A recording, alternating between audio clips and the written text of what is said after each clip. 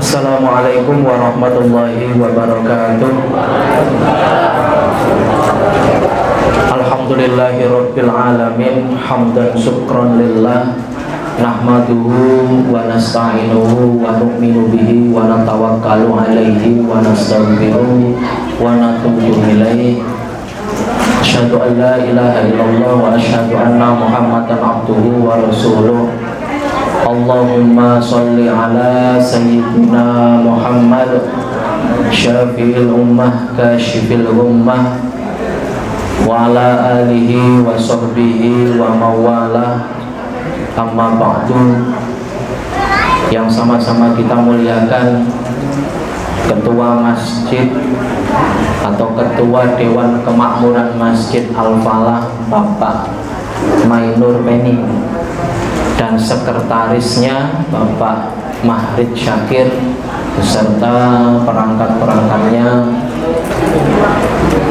Bapak pengurus Majelis Taklim Al-Falah, Bapak Ustadz Reza yang kami muliakan, bapak-bapak ketua ataupun dewan pengurus yang ada di sekitar Masjid Al-Falah. Mungkin tidak bisa kami sebutkan satu persatu, namun tidak mengurangi rasa hormat kami.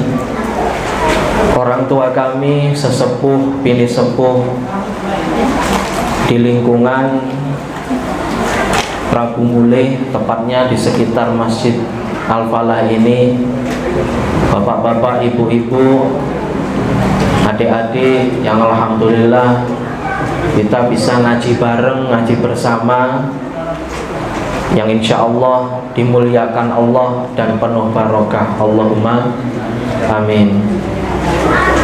Malam hari ini tak lupa kita selalu mengaturkan kepada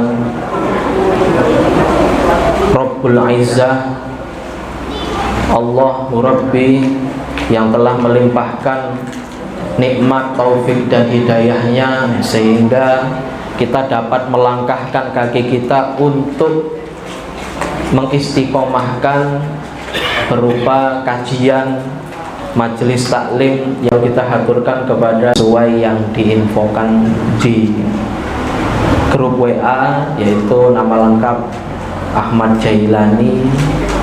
Kalau gelar itu SUD itu Sarjana Usuluddin, Pak. Ya. Dulu tamat dari IAIN, belum UIN, masih IAIN. Itu peralihan dari SAG Sarjana Agama, kemudian Sarjana Teologi Islam, berubah ke Sarjana Usuluddin, berubah lagi ke sekarang masih SAG lagi. Itu kami lulus tahun 2014. Kemudian alhamdulillah Allah memberikan lapangan rezeki, saya bisa melanjutkan S2 saya di UIN juga, di pendidikan. Untuk alumni saya dari 2006 sampai 2014 di Pondok Pesantren Sabilul Hasanah. Waktu itu masih beliau Al-Maghfurlah Kiai Haji Muhammad Mutaris SM. Kemudian saya melanjutkan ngaji pada Kiai Nur Salim Habibi di Pondok Pesantren Hidayatul Muqtadiin Gelombang. Untuk pertama mungkin saya lantaran kenal dengan Ustadz Ramadan, Pak. Ya, dulu sebelum Ustadz Ramadan, Madrasah Diniyah yang ada di Darussalam itu termasuk juga saya yang cikal bakal awalnya. Kemudian 2015 sampai 2018. Kemudian 2018 itu diteruskan oleh Ustadz Ramadan sampai sekarang ini. Tapi saya tidak lagi menjabat sebagai kepala madrasah, hanya sekedar guru, karena saya lebih fokus ke Hidayatul Muqtadiin di Gelombang kayak itu. Bapak Ibu sekalian, mungkin cukup ya untuk profil terkait kajian ini. Bukan berarti saya yang duduk di depan ini lebih tahu gitu. Alhamdulillah saya ditelepon oleh Mas Reza ini untuk ngisi, berarti saya buka kitab lagi gitu.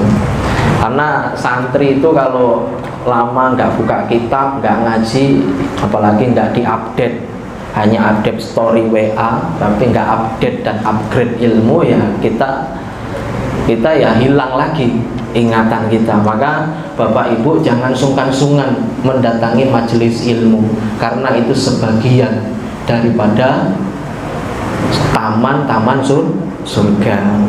Sebelum kita mulai pengajian ini, seperti adat kebiasaan saya ketika nyantri, saya akan membuka dengan bertawasul kepada Rasulullah, pada para ulama dan guru-guru kami, yang mana itu lantaran kami bisa seperti ini karena ada berkah dari guru kami sekalian.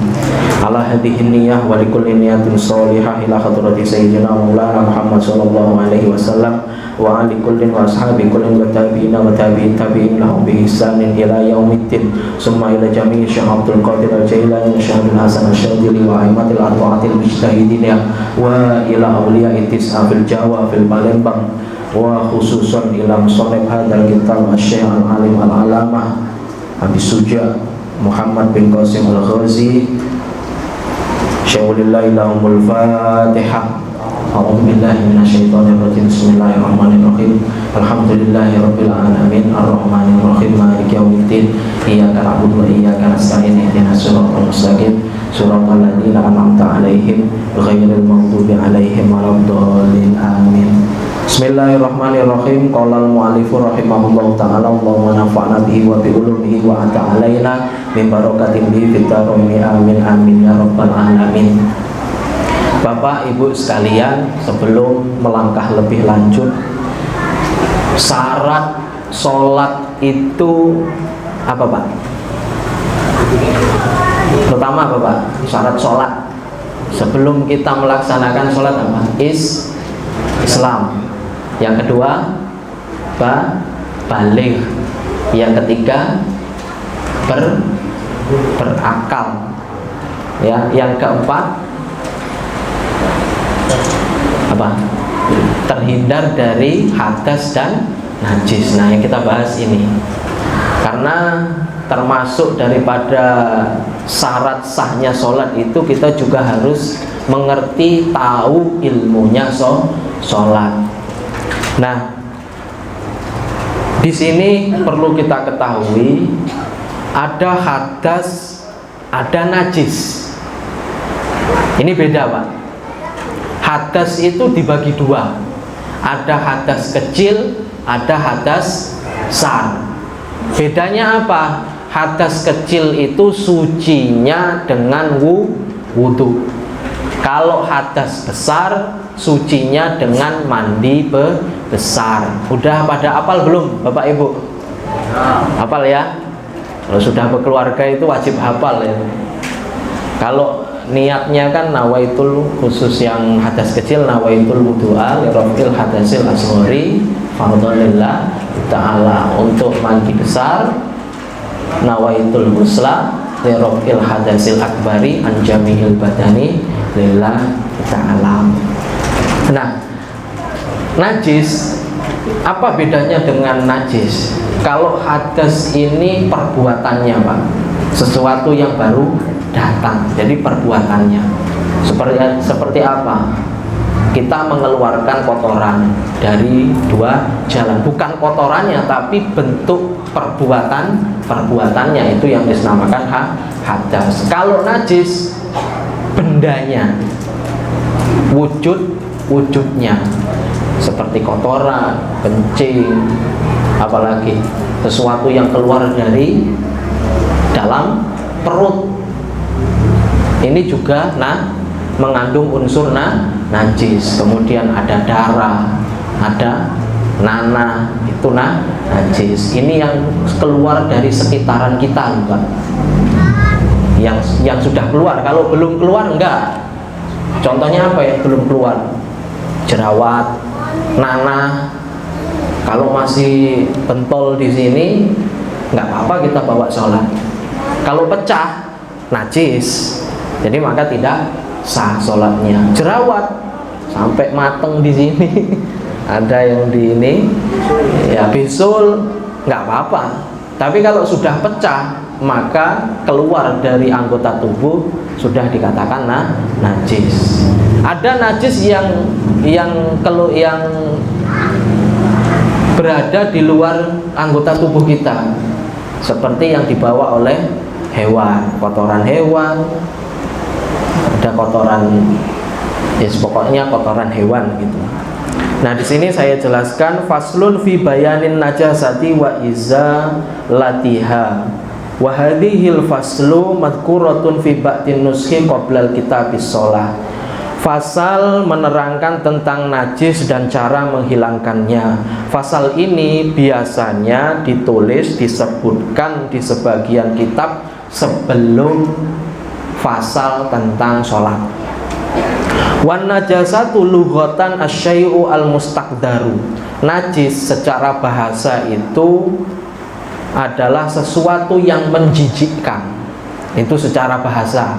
Tapi kita tidak bisa kategorikan seluruh yang menjijikkan itu najis. Nanti ada penjelasan secara istilah, secara syariat. Wa syar'an kullu ainin haruma tanawulaha alal itlaqi halatal ikhtiyari ma'a syuhulatit tamyizi. Najis secara istilah adalah setiap benda atau perkara yang haram untuk dimanfaatkan secara mutlak dalam kondisi stabil dan mudah untuk dibedakan. La li hurmatiha, najis yang kategori tadi tidak termasuk yang dimuliakan. Wala li istiqdariha, tidak juga yang menjijikkan. Wala li dororiha, tidak juga yang membahayakan. Fi badanin wa aklin, pada badan ataupun akal. Fil itlaqi secara mutlak. Qalilun najasati wa kasiruha, banyak atau sedikitnya. Wa kharaja bil ikhtiyari ad-daruratu fa innaha tubihu tanawulun najasah wa bisyuhulatit tamyizi. Dikecualikan, yaitu yang bersifat darurat, maka boleh untuk dimanfaatkan dan bisa dibedakan. Contohnya apa? Yang sifatnya menjijikkan tapi bukan kategori najis. Seperti apa? Aklududil maiti fi jubnin au fakihin, seperti belatung yang keluar dari keju atau fakihin, buah-buahan. Ada makan jambu, ada belatungnya, itu nggak najis, Pak. Dimakan nggak apa-apa, makfu. Tapi kalau dibelah kemudian dikeluarkan dari jambunya Bapak makan, kemudian belatungnya dimakan, nggak boleh. Tapi kalau masih di dalam buah-buahan termakan, tidak apa-apa. Kemudian di sini wa nahudzalika wa kharaja biqaulili la li hurmatihi mayitatul adami, yang tidak kategori najis yang dimuliakan ini adalah bangkai manusia. Kalau kita lihat bangkai manusia, mungkin sebagian kita ada yang pernah melihat kan, orang mati tahu-tahu sudah membusuk 1 hari 2 hari. Ini memang kalau kita lihat menjijikkan. Tetapi bangkai manusia yang kita sentuh tidak najis. Kenapa tidak najis? Karena termasuk bangkai yang dimuliakan. Maka nggak perlu cuci tangan, Pak, nggak perlu dibasuh sampai berapa kali. Cukup setelah megang bangkai manusia ya kita cukup ya basuh seperti biasanya. Beda ketika kita megang kotoran ayam atau kotoran manusia, itu beda, itu kategori najis. Kemudian bi adamil istigdi dari almaniyu, ada sesuatu yang menjijikkan tapi tidak termasuk najis. Apa itu? Mani ini nggak najis, Pak. Kalau mani najis itu ya kita ini asal usulnya mani kan, Pak, ya. Ya. Laki-laki itu punya 3 cairan yang keluar, 1 suci, nggak najis, itu mani. Yang kedua madhi, yang ketiga wadhi. Madhi dan wadhi ini najis. Kalau madhi itu penyebabnya mungkin nafsunya terlalu tinggi. Jadi sebelum mani keluar dia ada semacam cairan yang itu. Ini khusus laki-laki. Wadi ini cairan yang keluar dari laki-laki tapi sebabnya kelelahan. Biasanya kalau laki-laki itu bekerja keras, kelelahan, dia seperti ngompol tapi nggak berbau pesing. Cairannya putih, encer, bukan mani tapi itu wadi, maka najis. Kalau kencing sudah jelas itu najis.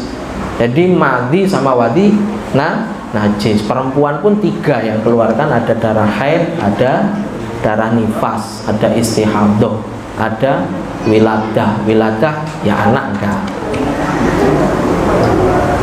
Kemudian di sini wanahu wa yunfa'ad dararu al hajru. Mana tadi? Wanahuhu wa yunfa'ad dararu al hajru wan nabatu al mudar bi badanin wa aklin.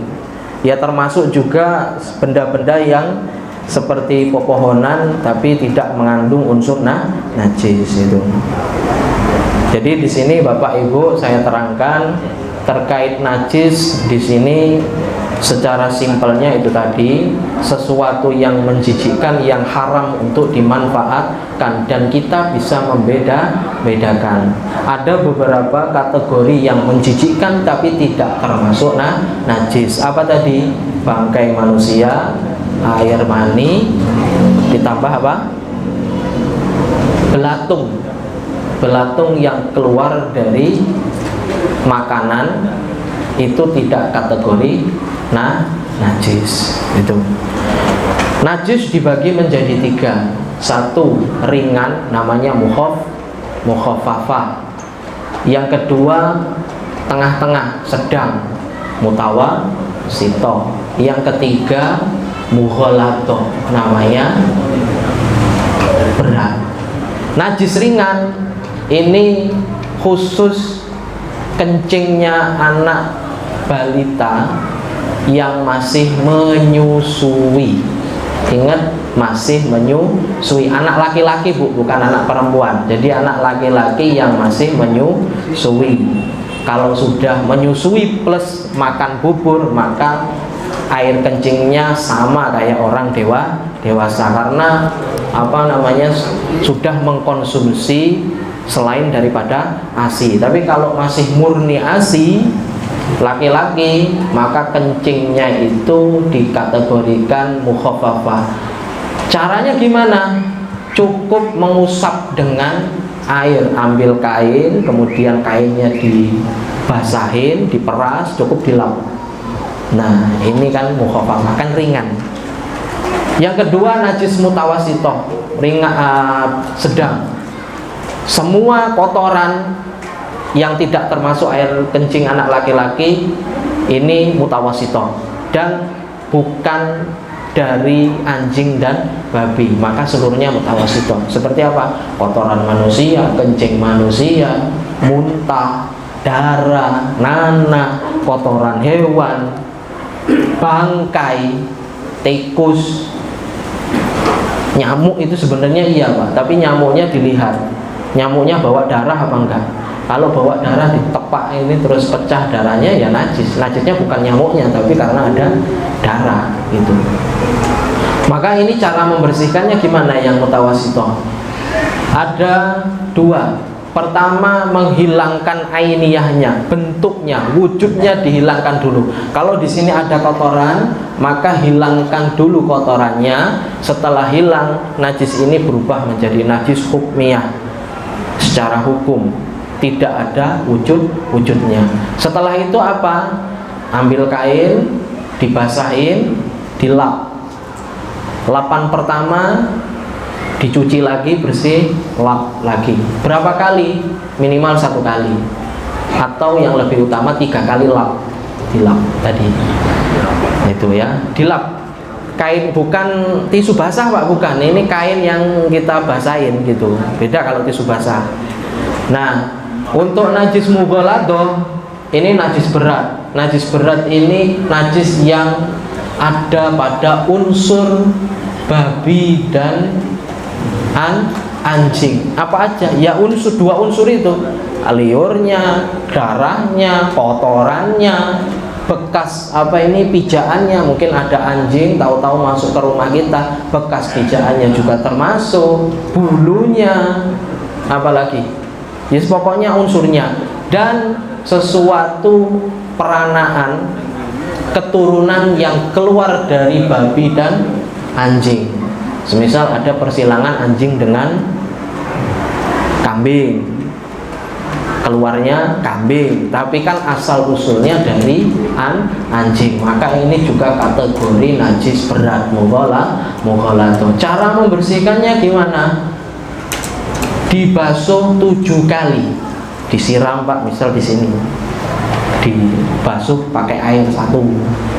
Nah, nanti di antara yang ketujuh itu, entah pertama, entah terakhir, entah tengah-tengah, airnya dicampur tanah, diusap kayak gini, terserah gitu ya, cukup di situ. Nah, ini terkait najis, nanti kita bisa tanya jawab mungkin ya. Terus selain itu, najis mughaladzah juga perlu diingat. Kalau hewan-hewan yang lain, semisal ada hewan haram, binatang haram dimakan Pak ya, itu najis apa enggak? Kayak kucing, tainya najis, tapi kucingnya tidak najis, walaupun binatang itu haram dimakan. Apalagi misal ular, melihara ular masuk ke rumah ya, selama tidak membawa kotoran tidak najis, walaupun binatang itu haram dimakan. Nah, ini terkait dengan najis. Ini satu lagi Pak, pembahasan masalah wudhu. Mungkin beberapa ustadz juga sudah memberikan terkait tata cara wudhu. Mungkin ini kalau sama berarti anggap aja ya kita belajar gitu, tapi kalau beda berarti ilmu tambahan. Terkait wudhu Pak, syarat atau rukun wudhu ada 6 Pak ya. Apa aja yang pertama? 1 niat, 2 basuh muka, 3 kedua tangan, 4 mengusap sebagian kepala, 5 basuh kaki, 6 tertib. Ini yang wajib Pak. Kuping ini sunnah, enggak juga enggak apa-apa. Kumur sunnah, enggak juga enggak apa-apa. Kita ambil yang wajib dulu. Pertama Pak, niat itu ada di dalam hati, enggak perlu dibaca Pak. Yang namanya niat kan di dalam hati. Tapi kata Imam Ghazali, kalau nggak bisa boleh ditalafut, dilafatkan, dibaca. Kok ada orang ambil air kemudian kok nggak baca? Udah dalam hati. Karena niat itu di dalam hati. Kapan niat itu dibaca? Berbarengan saat membasuh muka. Jadi seperti ini. Jadi ambil air, letakkan di sini, dalam hati membaca nawaitul wudu'a li raf'il hadasil asghari fardhalillahi ta'ala. Berapa kali basuhan Pak? 1 kali Pak ya. Sunnahnya 3. Tapi perlu diingat Pak, mohon maaf ini bukan niat ngajarin, hanya mengingatkan. Basuhan dikategorikan 1 kali itu kalau sudah sempurna. Semisal di keran atau pakai gayung, disiram, sudah rata belum? Kalau belum rata, belum 1 kali Pak, ambil lagi 2 gayung, baru rata, baru 1. Bukan berarti ambil gayung 1, 2, 3, enggak. Atau pakai tangan ini 1, 2, 3, bukan. Ambil dulu airnya, kira-kira sudah rata belum? 1 kali ini, 1 kali ambil di tangan. Kalau belum, ambil lagi, baru kalau sudah rata 1 baru.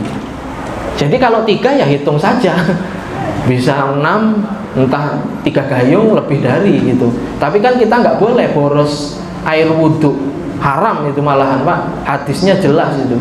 Kita dilarang untuk takbir, boros untuk air wudhu. Jadi ingat, untuk basuhan muka itu tadi.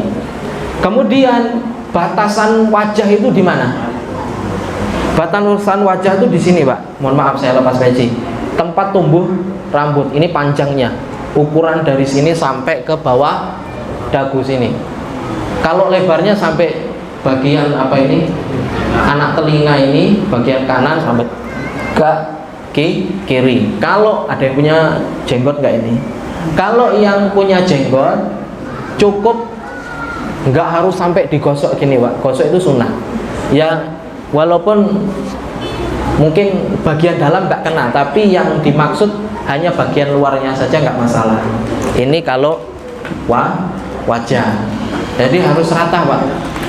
Nanti kalau nggak rata, terus apa yang ada di wajah ini harus terbasuh oleh air. Seperti apa? Alis. Apalagi nih. Nah termasuk, mohon maaf ibu-ibu. Ya. Kalau diperhatikan untuk cara masuknya itu ke muka, jadi semua yang ada ini dia ngerti di mana letaknya sampai ke selesainya. Jadi kita mulai ambil wudhu, selesainya sampai mana. Oh iya, baiklah. Jadi gini Bapak Ibu, ini mic-nya. Jadi gini, sebelum saya praktekkan Oke, Ustaz. Ya. Nah, halo.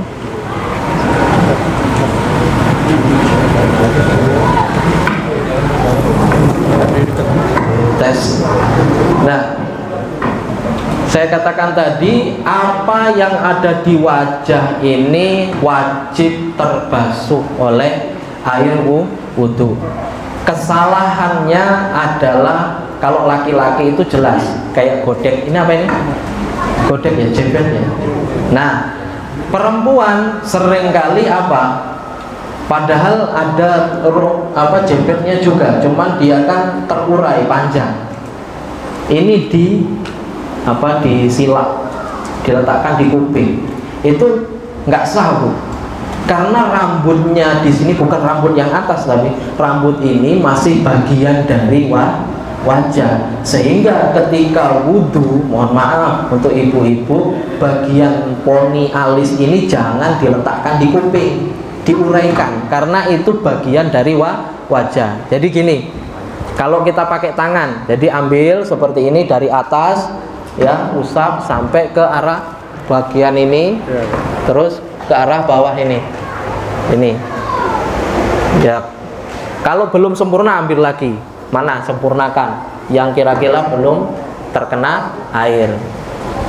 3 kali, ambil 3 kali ya, 3 kali ini baru dihitung satu. Jadi ingat untuk ibu-ibu khusus yang wanita, bagian ini tadi, ini ya, rambut yang tumbuh di samping dekat telinga itu kalau wanita kan panjang, itu nggak boleh diangkat diletakkan di telinga, karena itu masih bagian dari wajah. Sama kayak orang tua ada punya alis sampai panjang gini kan, nah itu kan juga termasuk bagian dari wajah. Itu sama kategorinya seperti itu, jadi perlu diingat itu. Kemudian setelah wajah tangan ini mulai dari ujung jari sampai siku. Kalau pakai keran Pak, jari-jarinya dulu gini, jangan sikutnya dulu, karena pangkal tangan itu sikut atau jari-jari? Ya, jari-jari kan, berarti jari-jarinya dulu gini. Kalau pakai keran, kalau pakai gayung ya tetap dikucurkan airnya dari sini, baru diputar gini, nggak masalah. Awalnya saja, ya, jangan ambil langsung gini. Wah, karena kita ambil kesunahannya. Setelah tangan sebagian kepala. Ingat, sebagian kepala, bukan sebagian rambut. Ini ada yang bilang, oh rambut saya, terutama yang wanita, mentang-mentang rambutnya panjang jadi nggak mau di atas, ambil rambutnya gini diucek banyu gini. Nah ini nggak boleh, karena yang termasuk daripada ini adalah bagian kepala yang tidak keluar dari batas kepala. Batas kepala itu apa? Ya gini kan, ini muter sini kayak sini, berarti yang ada di atas ini ya cukup dikit aja gini, selesai. Nah kalau laki-laki kan enggak, pendek rambutnya Pak ya. Jadi apa yang ada di atas kepala, ada rambutnya, enggak ada rambutnya ya tetap dibasuh, karena bahasa fikih itu mengatakan sebagian kepala, bukan sebagian rambut. Jadi jangan keliru memahami. Nanti jadi yang mungkin masih rambutnya panjang dibasuh kayak gini itu tidak sah wudunya. Setelah rambut apa Pak? Telinga sunnah Pak.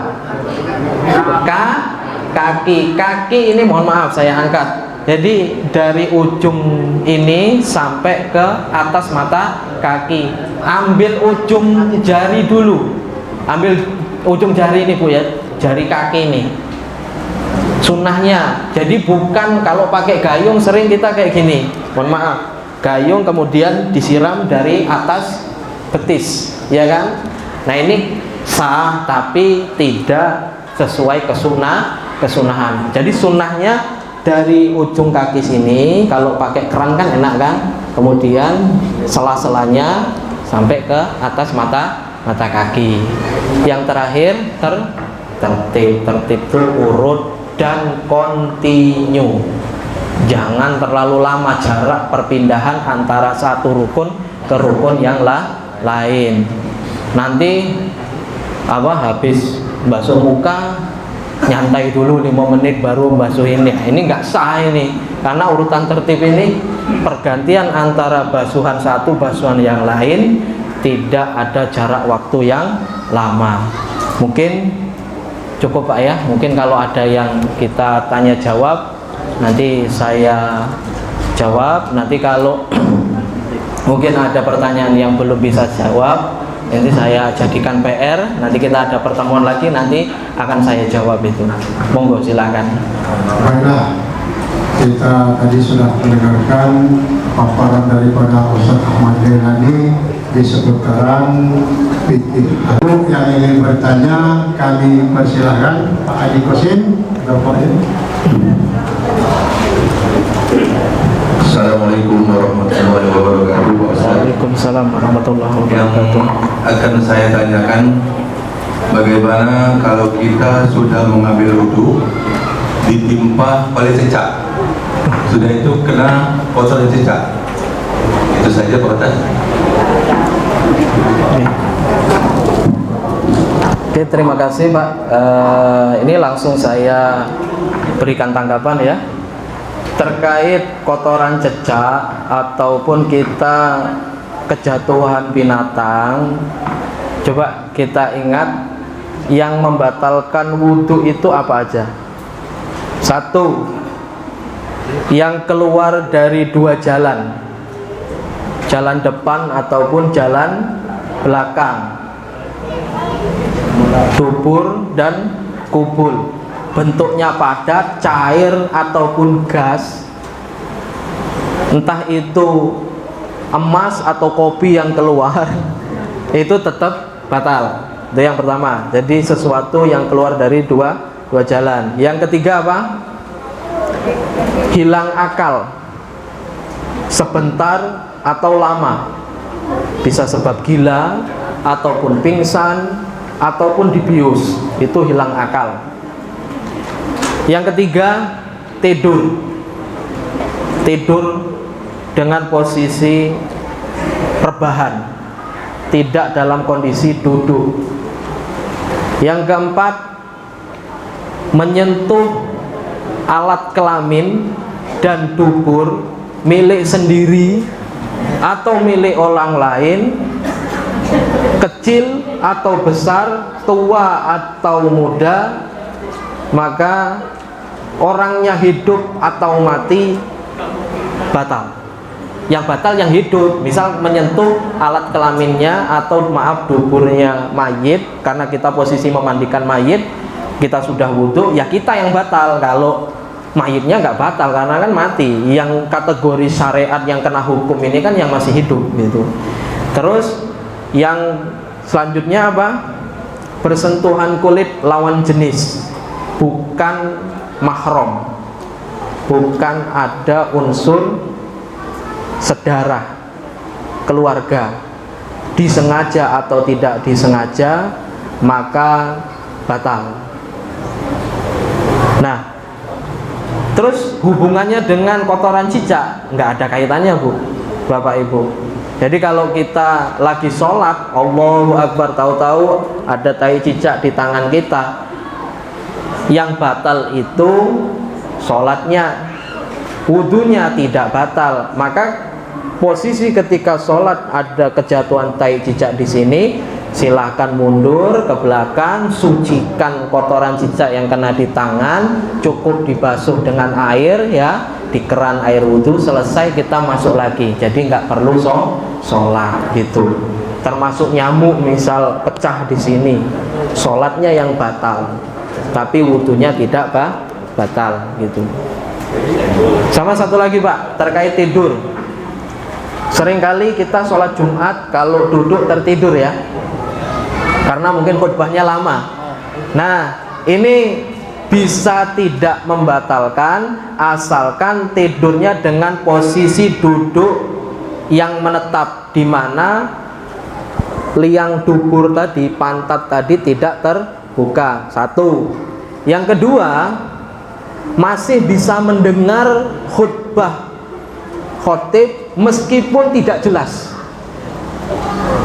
Kalau duduknya posisinya udah bener, tapi nggak denger, saking pulas tidur dengan posisi duduk, nggak denger sama sekali, itu batal wudhunya Pak.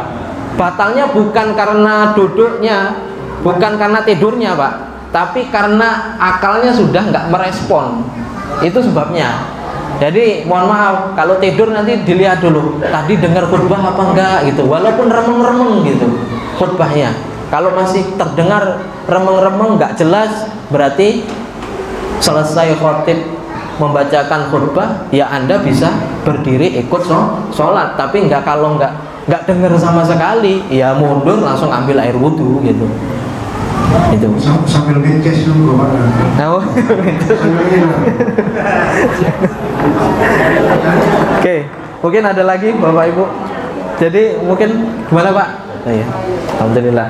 Baiklah, bagi bapak-bapak dan ibu-ibu yang ingin bertanya, kami persilakan.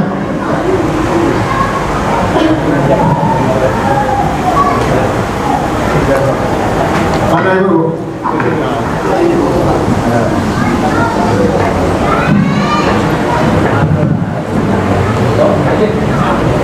Bismillahirrahmanirrahim. Assalamualaikum warahmatullahi wabarakatuh. Waalaikumsalam warahmatullahi wabarakatuh. Terkait tentang wudhu tadi juga Ustaz, bagaimana atau lebih tepatnya boleh tidak kita melakukan wudhu pada saat posisi lagi mandi dalam keadaan tidak berpakaian? Itu wudhunya sah atau tidak? Dan satu lagi Ustaz, kalau dulu saya waktu masih muda seringkali biasa habis mandi, katakanlah habis mandi pagi ya, selepas dari itu langsung sholat subuh tanpa melaksanakan wudhu lagi. Itu apakah termasuk sah juga atau tidak sholatnya? Terima kasih Ustaz. Assalamualaikum warahmatullahi wabarakatuh. Waalaikumsalam warahmatullahi wabarakatuh. Ya, terima kasih Bapak. Terkait masalah posisi wudhu dengan tidak berpakaian atau telanjang bulat di mana, di kamar mandi, ini wudhunya sah, tapi perilakunya itu makruh, tidak haram. Jadi adabnya, jadi perilakunya makruh, kalau perbuatan wudhunya tetap sah. Terus tadi bangun langsung sholat atau gimana? Habis mandi langsung sholat tanpa wudhu, ya kita nggak sah Pak, nggak sah. Tapi gini, kalau semisal nih Bapak nih kita dalam mandi itu sunnah untuk wudu dulu sebenarnya. Jadi sebelum mandi itu wudu dulu. Nah, ketika mandi jangan sampai menyentuh alat kelamin bagian telapak ini. Maka selesai mandi kita nggak batal. Tapi kalau kebiasaan kita kan gosok badan pakai bagian ini, ya sudah batal gitu, ya. Termasuk misal mandi wajib, itu kan sunnahnya wudu dulu, kita selesai wudu baru mandi, asalkan tangan kita tidak menyentuh bagian kemaluan dan bagian liang dubur. Sentuhannya itu pakai telapak putih ini, Bu. Kalau luar yang ini maka tidak batal. Cara membedakan telapak bagian luar sama dalam, kita tutup kayak gini. Yang tidak terlihat, Bapak Ibu coba ditutup kayak gini. Yang tidak terlihat itulah bagian dalam. Di mana yang terlihat itu bagian luar. Jadi untuk sholatnya tadi tanpa wudu nggak boleh, Pak, tetap tidak sah. Jadi terus sholat saya gimana? Yang dulu dikodok, Pak, dikodok, dibayar.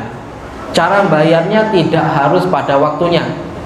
Semisal Bapak pernah meninggalkan sholat isya, ya nggak harus waktu isya.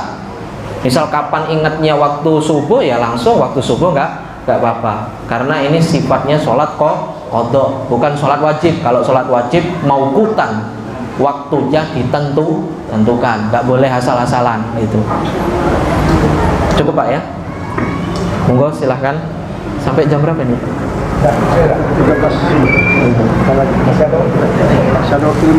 5 menit lagi. Assalamualaikum warahmatullahi wabarakatuh. Waalaikumsalam warahmatullahi wabarakatuh. Pak Ustadz, tentang wudu juga, Pak. Jamaah haji itu bersenggolan di Mekah itu katanya tidak batal antara laki-laki dengan perempuan. Seandainya kita jemaah Indonesia, pada umumnya jemaah Indonesia ini adalah mazhab Syafi'i. Kemudian di Mekah itu adalah mazhab Hambali. Saya pernah sampai 3 kali berwudu karena tidak tahu. Setelah habis sholat zuhur, kaki saya duduk seperti ini disenggol oleh wanita yang hitam. Berwudu. Sholat asar disenggol lagi, berwudu. Sampai waktu maghrib, sudah persiapan maghrib, disenggolnya lagi. Tapi sudah qomat, saya langsung sholat lagi. Sholat, jadi tidak berwudu. Pulang dari sana saya nanya dengan salah seorang tokoh di Prakumuri, almarhum Pak Dumro, katanya Pak Kosim kalau di Mekah ini bersenggolan laki-laki dan perempuan tidak batal. Dibayangkan kalau kita lagi tawaf kan bersenggolan terus, Pak. Iya, betul. Kapan lagi kita mau merasakan tawaf kalau itu batal? Iya. Pertanyaan saya, karena di sana itu adalah imamnya imam mazhab Hambali, kita di sini adalah sebagian besar adalah mazhab Syafi'i, kita berduduk dengan mazhab Syafi'i. Apakah di sana kita merubah mazhab atau merubah cara berwudu atau gimana? Terima kasih, Pak. Oke, terima kasih, Bapak. Ini saya tanggapin terkait di Mekah, Pak. Madhab yang dipakai itu Maliki, Pak. Maliki. Kalau kita Syafi'i, Hambali ya. Nah, ketika berada di kota Mekah, memang kita wajib taklid. Taklid itu pindah madhab, tapi nggak seluruhnya, khusus bab terkait dengan wudu. Tapi satu perangkat, nggak boleh tidak satu perangkat. Jadi memang kalau di Syafi'i bersentuhan kulit lawan jenis itu batal. Tapi kalau di Mekah karena pakai Imam Maliki dan Imam Hanafi tidak batal. Perbedaannya apa? Perbedaannya itulah cara ijtihadnya ulama. Gitu. Kita sebagai santrinya ulama hanya taklid. Nanti sebelum dipakai cara wudunya kita niat dalam hati nawaitu taklidan lil imamil maliki atau lil imamil hanafi. Saya niat pindah ke Imam Hanafi. Jadi seperti itu. Nah, apa namanya? Ijtihadnya itu seperti ini Pak. Perbedaannya adalah kenapa Imam Syafi'i lebih menekankan tidak batal. Ya, Imam Syafi'i itu batalnya sulit, rincian batalnya sulit, tapi tata cara wudunya mudah. Kalau Imam Hanafi sama Imam Maliki batalnya sulit, ya batalnya mudah, walaupun bersentuhan kulit dengan lawan jenis tidak batal, tapi tata cara wudunya yang sulit. Contoh, Imam Syafi'i kalau kita di air yang mengalir di sungai itu cukup kita celupkan di sini, misal membasuh tangan ya, cukup kita celupkan selesai. Tapi kalau ikut Imam Maliki nggak boleh, harus digosok. Kalau nggak digosok nggak sah. Tapi memang saat batal bersentuhan kulit nggak apa-apa. Imam Maliki itu Pak, yang penting bersentuhan kulit lawan jenis yang bukan mahramnya asalkan tidak ada syahwat yang bergejolak. Kalau bersentuhan belahado syahwat Pak, nah batal. Batalnya di situ karena ada syahwat. Kalau Imam Syafi'i ada syahwat, ada syahwat, tetap batal. Nah, di Mekah khusus di Ka'bah memang itu diperbolehkan campur aduk antara laki-laki dan wanita. Di luar dari Masjidil Haram enggak boleh. Misal kayak di sini, nanti sholatnya di sebelahnya perempuan, sop barisan pertama nggak boleh, harus dipisah. Karena khusus di Mekah itu memang kajian ulama yang sudah ada itu memang diperbolehkan. Karena susah dan sulit untuk membedakan antara laki-laki dan perempuan. Jadi solusinya nanti kalau berangkat haji Pak itu akan pindah madhab, tapi satu paket mulai dari cara wudunya. Dan yang lain itu agak berat gitu. Mungkin cukup Pak ya. Baiklah, demikianlah Pak Dikosim.